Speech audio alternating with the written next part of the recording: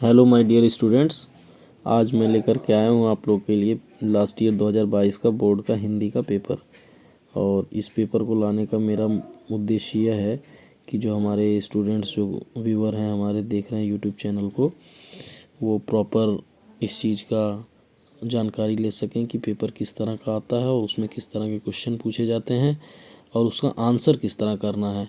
और वीडियो के साथ आप लास्ट तक बने रहिए क्योंकि लास्ट में मैं इस पेपर का पूरा सॉल्यूशन आपको दे दूंगा, जिसको आप स्क्रीनशॉट ले करके और पेपर का भी स्क्रीनशॉट ले सकते हैं और आपकी स्टडी में काफ़ी हेल्पफुल रहेगा। तो आइए शुरू करते हैं। ये हमारा गोरखपुर डिस्ट्रिक्ट का पेपर है। इसका कोड है 801 AF और हिंदी का पेपर है। देखिए इसमें इंस्ट्रक्शन क्या क्या है। 3 घंटे 15 मिनट का आपको समय मिलेगा, जिसमें 15 मिनट आपको कॉपी और पेपर पढ़ने के लिए, कॉपी को लाइन करने के लिए और पेपर पढ़ने के लिए मिलता है। पूर्णांक आपका 70 नंबर का है। ये 70 नंबर और बाकी जो 30 नंबर होते हैं वो आपको प्रोजेक्ट में मिलेंगे और जो आपको विद्यालय की तरफ से दिया जाता है और विद्यालय में उसकी प्रोजेक्ट फाइल बनती है और पेपर वाइवा और इस टाइप के क्वेश्चंस को पूछा जाता है, उसमें मिलते हैं आपको। और 70 नंबर का ये पेपर होगा जो कि देखिए प्रारंभ के 15 मिनट आप परीक्षार्थियों को प्रश्न पत्र पढ़ने के लिए निर्धारित किए गए हैं। अब देखिए आ जाते हैं क्वेश्चन नंबर 1। पहले क्वेश्चन नंबर में पूछ रहा है निम्नलिखित कथनों में से कोई एक कथन सही है, उसे पहचान कर लिखिए। ये 1 नंबर का क्वेश्चन है। अब पहला मित्रता आचार्य रामचंद्र शुक्ल का प्रसिद्ध नाटक है। अब आप देखिए ये क्वेश्चन, ये कथन जो है ये सही है या गलत है। तो ये कथन आपका गलत है। और दूसरा ये दीपदान डॉक्टर राम कुमार वर्मा की रचित महाकाव्य है। ये भी कथन आपका गलत है। तीसरा है रंगभूमि मुंशी प्रेमचंद का उपन्यास है। अब ये कथन आपका सही है और आपको सही कथन लगाना है, जिसपे 1 नंबर आपका निर्धारित है पहले क्वेश्चन पे। भारतीय संस्कृत निबंध के लेखक जयप्रकाश भारती, ये भी गलत है। मतलब चारों में से 3 गलत है, 1 सही है, जिसको आपको पहचानना है और उसका सही उत्तर देना है। पहले क्वेश्चन का अब दूसरा पार्ट है, जिसको है निम्नलिखित में से किसी एक कृति के रचनाकार का नाम लिखिए। अब इसमें आपके कृतियां दी हुई हैं उजलिया, कंकाल, पंचपात्र, इतिहास के पन्नों पे। इन चारों में से जिसका नाम आपको पता हो वो आप लिख सकते हैं। सारे क्वेश्चन का सॉल्यूशन मैं इस वीडियो के लास्ट में डालूंगा, जिसको आप देख सकते हैं, स्क्रीनशॉट करके रख सकते हैं, जो कि आपको पढ़ने में हेल्पफुल होगा। वीडियो के लास्ट तक बने रहिए। अब देखिए पहले क्वेश्चन का, ये भी 1 नंबर का क्वेश्चन है। एक नंबर के ये आपको 4 क्वेश्चन 5 क्वेश्चन मिलेंगे पहले पार्ट में। अब देखिए पहले पार्ट का तीसरा पार्ट है ग। आत्मकथा विधि के किसी एक लेखक का नाम लिखिए। आत्मकथा विधि के किसी भी लेखक का आप नाम लिख सकते हैं। ये भी आपका 1 नंबर का क्वेश्चन है। अब आ जाइए घ में। जहाज का पंछी किसकी कृति है? जयशंकर प्रसाद, फणीश्वर रेणु, इलाचंद्र जोशी, भगवती चरण वर्मा।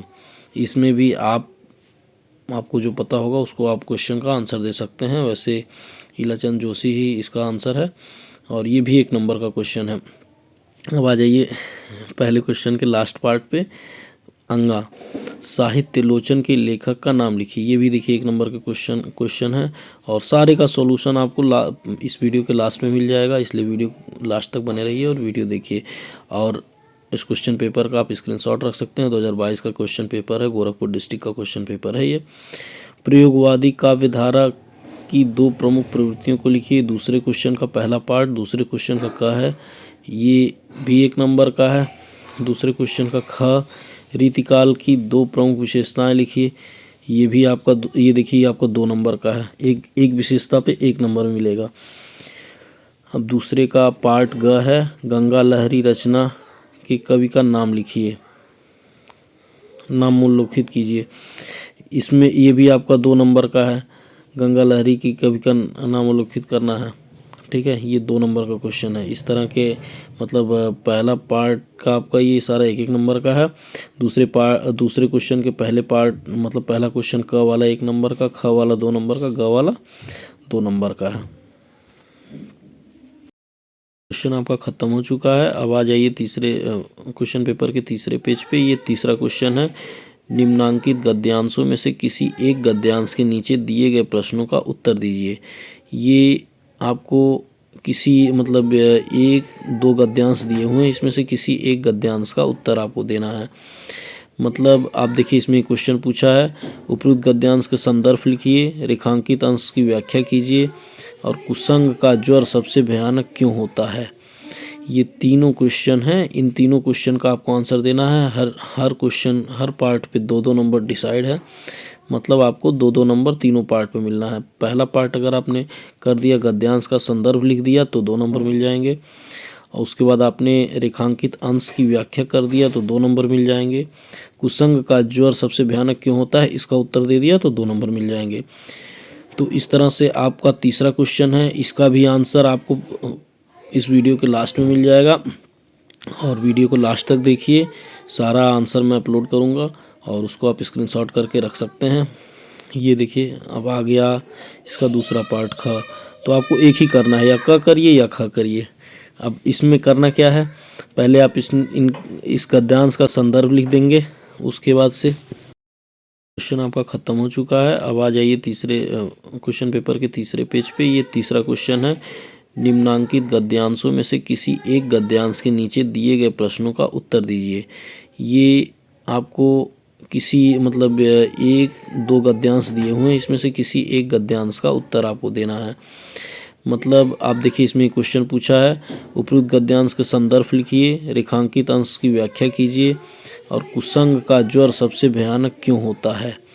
ये तीनों क्वेश्चन हैं। इन तीनों क्वेश्चन का आपको आंसर देना है। हर क्वेश्चन हर पार्ट पे 2-2 नंबर डिसाइड है।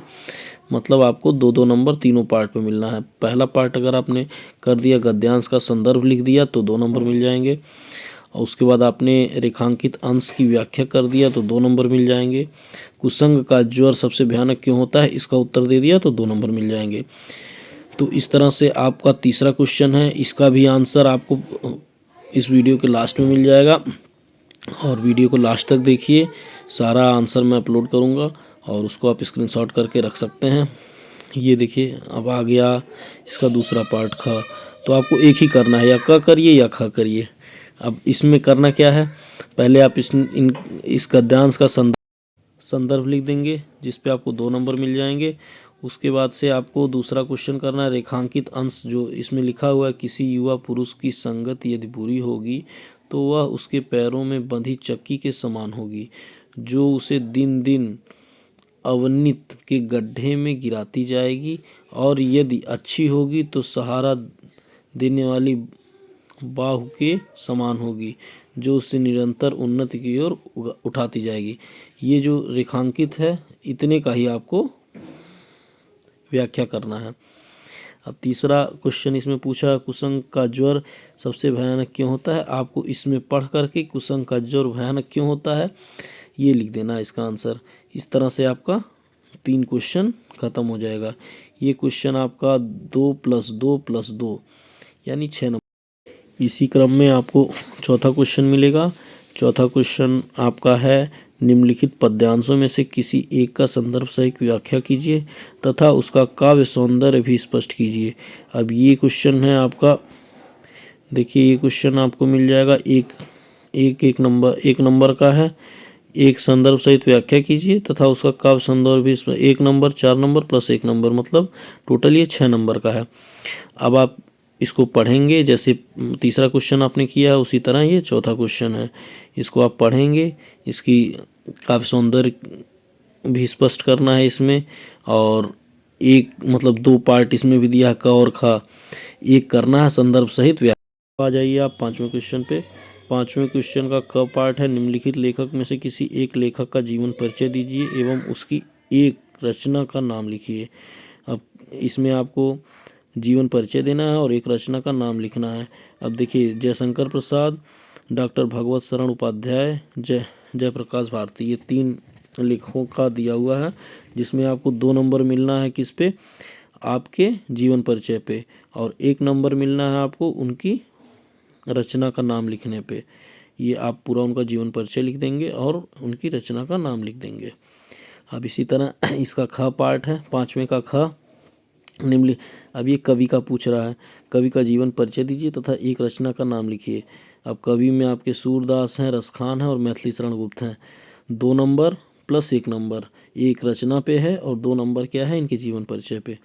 तो ये सारे क्वेश्चन, ये जो क्वेश्चन है इसका आंसर आज इस वीडियो के लास्ट में मैं डालूंगा, इसलिए वीडियो के लास्ट तक आप बने रहें। अब आ जाइए आप क्वेश्चन नंबर 6वां जो है, निम्नलिखित संस्कृत गद्यांश का संदर्भ सहित हिंदी में अनुवाद कीजिए। इसमें आपको संदर्भ सहित हिंदी में अनुवाद करना है। ये आपके पाठ्य पुस्तक से संस्कृत का एक गद्यांश दिया हुआ है, जिसको आपको संदर्भ सहित व्याख्या करना है, अनुवाद करना है हिंदी में। अब 1 नंबर और 3 नंबर, इसका जो है आपको संदर्भ लिखना और हिंदी में अनुवाद करना है। तो 1 नंबर संदर्भ लिखने पे मिलेगा और 3 नंबर हिंदी में अनुवाद करने पे मिलेगा।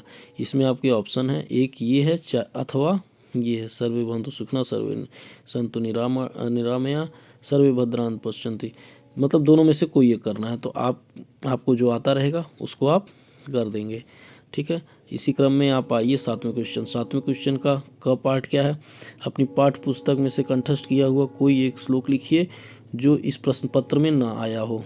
मतलब आपको कोई एक श्लोक लिखना है, श्लोक ऐसा हो जो प्रश्न पत्र में ना आया हो। अगर प्रश्न पत्र में आया हुआ श्लोक लिखते हैं तो उसमें आपके 2 नंबर जो हैं वो नहीं मिलेंगे, ये क्योंकि ये क्वेश्चन 2 नंबर का है। अगर ये जैसे देखिए आपने ये लिख दिया सर्वे भवन्तु सुखिनः सर्वे सन्तु निरामया, तो अगर आपने ये लिख दिया तो इस पे आपको 2 नंबर नहीं मिलेंगे, ये नंबर आपको कट जाएंगे। अब आ जाइए 7वें के ख क्वेश्चन पे। निम्नलिखित प्रश्नों में से किन्हीं 2 प्रश्नों का उत्तर संस्कृत में लिखिए। आपको ये क्वेश्चन दिए हैं 1 नंबर प्लस 1 नंबर, मतलब 2 क्वेश्चन 2 नंबर का। आपको 2 क्वेश्चन लिखिए, आप 2 नंबर पाइए। 5 क्वेश्चन दिए हुए हैं, जो क्वेश्चन आपको अच्छे से आता हो, जिस पे आपको कॉन्फिडेंस हो कि ये क्वेश्चन मेरा सही है, उस क्वेश्चन का आप आंसर लिख सकते हैं। अब देखिए आप 7वें का क ख, ये दोनों आपका लगभग संस्कृत के पार्ट से आया हुआ है। 6वां क्वेश्चन भी आपके संस्कृत के पार्ट से आया है। तो आप मान के चलिए 3 1 4 नंबर, 4 2 6 2 8 नंबर, 8 नंबर आपका संस्कृत के पार्ट से आया हुआ है अभी तक। और आप इसको, ये सारे क्वेश्चंस का सॉल्यूशन जो है लास्ट में आपको वीडियो के लास्ट में मिल जाएगा, इसलिए वीडियो में लास्ट तक बने रहिए। अब ये जाइए 8वें क्वेश्चन पे आ गए हम लोग। इसमें क्या पूछ रहा है, 8वें क्वेश्चन का क पार्ट है, हास्य रस अथवा करुण रस का अस्थायी भाव तथा परिभाषा लिखिए। इसको हम लोग जो है, ये आपको 2 नंबर का आया हुआ है, हास्य रस अथवा करुण रस। तो आपको या तो हास्य रस लिखना है या करुण रस, अस्थायी भाव लिखना है और इसकी परिभाषा लिखनी है। इस तरह से हम इस क्वेश्चन को कर लेंगे। ये आपके ग्रामर के पार्ट का क्वेश्चन है। अब देखिए ख इसका आया है, उपमा अलंकार अथवा उत्प्रेक्षा अलंकार की परिभाषा देकर उदाहरण सहित लिखिए। तो आप परिभाषा देंगे तो 1 नंबर मिलेगा, प्लस 1 नंबर उदाहरण देने पे मिलेगा। अब 8वें के ग पार्ट में आ जाएंगे हम। सोरठा छंद अथवा रोला छंद के लक्षण और उदाहरण लिखिए। अब इसमें आप जो है सोरठा छंद अथवा रोला छंद, दोनों में उनके लक्षण और उदाहरण, 1 नंबर मिल जाएगा आपको लक्षण पे, 1 नंबर मिल जाएगा उदाहरण पे। तो आपको ये देखिए, ये सारा ग्रामर पार्ट का क्वेश्चन है। आप देखिए ग्रामर पार्ट का आपको 2 2 4 2 6 नंबर ये आ गया। फिर आप 9वें क्वेश्चन का पार्ट है, निम्नलिखित उपसर्गों में से किन्हीं 3 के मेल से एक एक शब्द बनाइए। यानी कि आपको 6 दिया हुआ है, 6 में से जो आपको आता हो 3 के मेल से एक एक शब्द बनाना है। 1 नंबर 1 नंबर 1 नंबर, मतलब 3 नंबर, 1 + 1 + 1। यानी कि ग्रामर के पार्ट से आपको हो गया, ये भी ग्रामर पार्ट से है।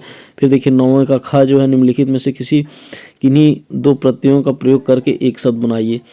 इनमें भी आपको 2, मतलब आपको दिया हुआ 4 में से 2 करना है, यानी 1 + 1, 2 नंबर का ये भी है। तो ये भी ग्रामर के पार्ट से है। तो ग्रामर के पार्ट को आप हल्के में मत लीजिए, ग्रामर के पार्ट को भी आपको पढ़ना पड़ेगा, ठीक है। अभी तक आपका ग्रामर का पार्ट का क्वेश्चन आ गया 2 2 4 2 6 7 8 9 10 11 नंबर ग्रामर के पार्ट से आ चुका है। आते हैं हम नेक्स्ट पेज पे। अब आ गया आपका 9वें का ग। निम्नलिखित में से किन्हीं 2 के समास विग्रह कीजिए और समास का नाम लिखिए। इसमें आपको 2 का समास विग्रह करना है और समास का नाम लिखना है। यानी कि आपको 2 नंबर इसमें मिलना है, जिसमें आपको समास विग्रह भी करना है और समास का नाम भी लिखना है, ठीक। तो अब इसके बाद आ जाइए आप क्वेश्चन नंबर 9 का घ निम्नलिखित में से किन्हीं दो शब्दों का तत्सम रूप लिखिए। इसमें आपको दो का तत्सम रूप, 4 ऑप्शन दिए हैं, जो आपको 2 आता हो उसका आपको तत्सम रूप लिख देना है। ठीक है, आ जाइए अब 9 का अंगा निम्नलिखित में से किन्हीं दो शब्दों दो पर्यायवाची लिखिए।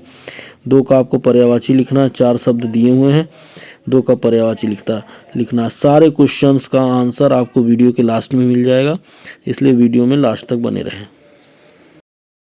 अब हम लोग इसी क्रम में आ गए 10वें क्वेश्चन पे। 10वें का क है निम्नलिखित में से किन्हीं दो में संधि विच्छेद कीजिए और संधि का नाम लिखिए।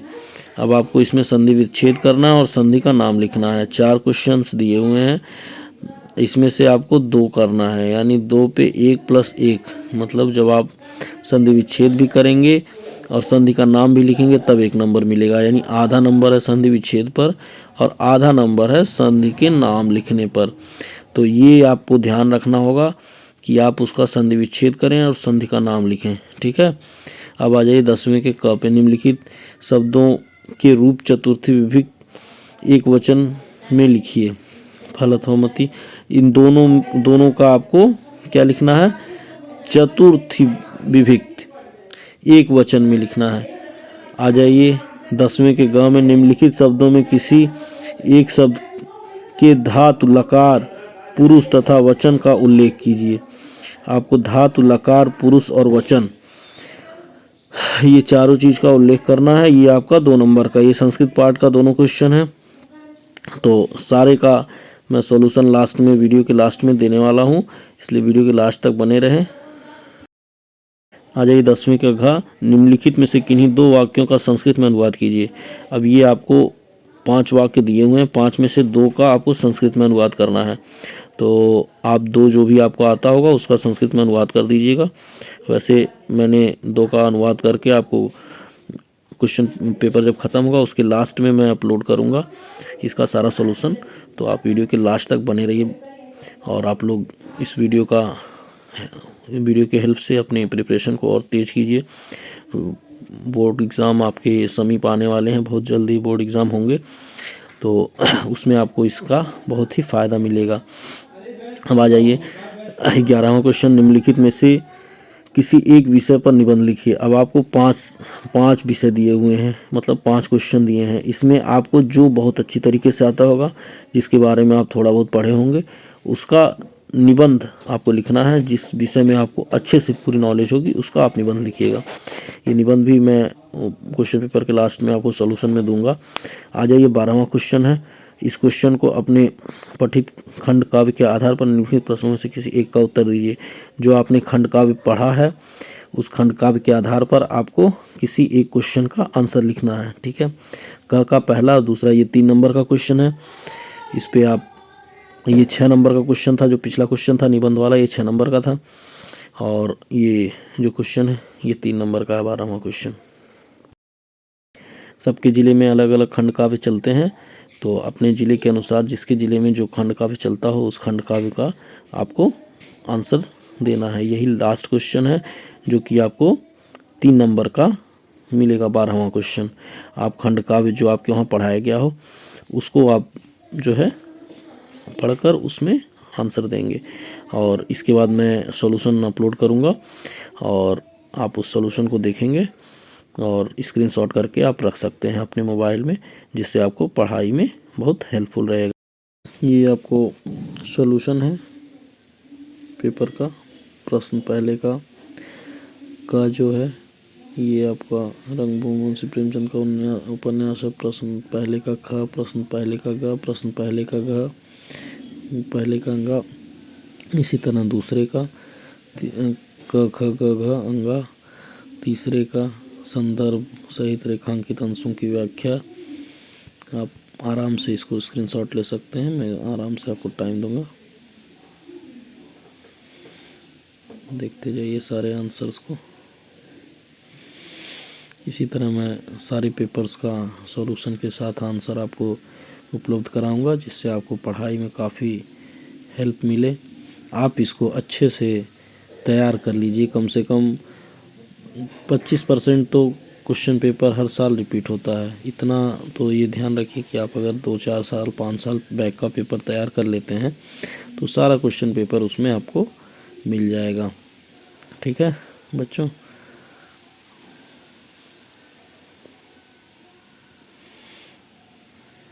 जयशंकर प्रसाद जी का जीवन परिचय।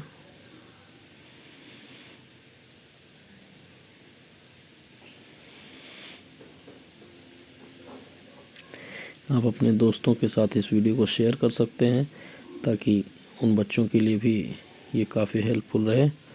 और सूरदास जी का जीवन परिचय, जो कवि का जीवन परिचय प्लस रचना का नाम भी देखिए आपको लिखना था। रचना का नाम भी आप लिखिएगा और याद कर लीजिएगा। इसी तरह विगत वर्षों के भी प्रश्न पत्र को मैं प्रयास करूंगा कि आपको सॉल्यूशन उपलब्ध करा दूं ताकि आपकी पढ़ाई में काफ़ी हेल्पफुल हो जाए।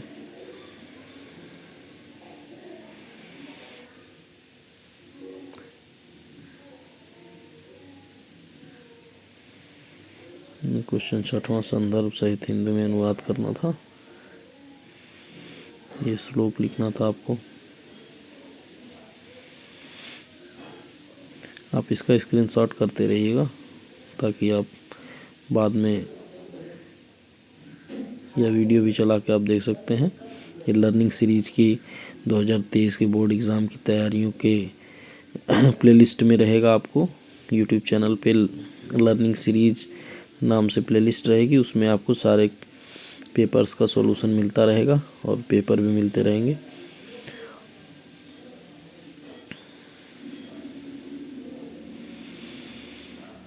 जिन बच्चों को इस वीडियो से कुछ हेल्प मिलेगी वो थैंक यू ज़रूर लिखिएगा, वीडियो को लाइक ज़रूर कीजिएगा।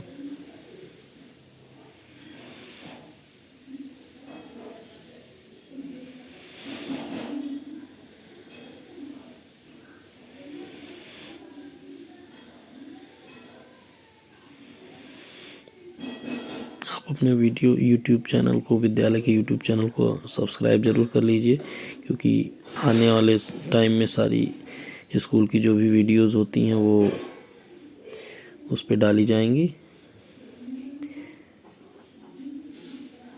ग्रामर पोर्शन से काफ़ी सारे क्वेश्चंस आए हैं। ग्रामर पोर्शन पे थोड़ा आप ध्यान दीजिएगा आप लोग।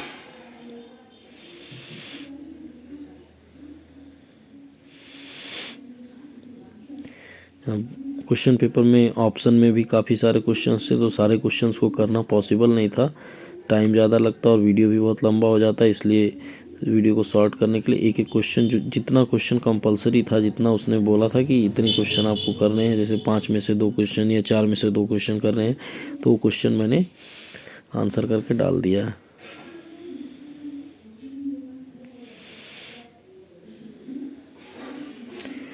लेखनीय त्रुटि के लिए आप लोग ध्यान मत दीजिएगा, क्योंकि लिखने में त्रुटि हो सकती है। देखिए हमारा खंड काव्य जो चलता है मातृभूमि के लिए चलता है और उसका द्वितीय सर्ग संघर्ष लिखा गया है। वही महाराजगंज में दीपदान चलता है, दीपदान का क्वेश्चन पूछता है, दीपदान का वहाँ आंसर लिखेंगे बच्चे।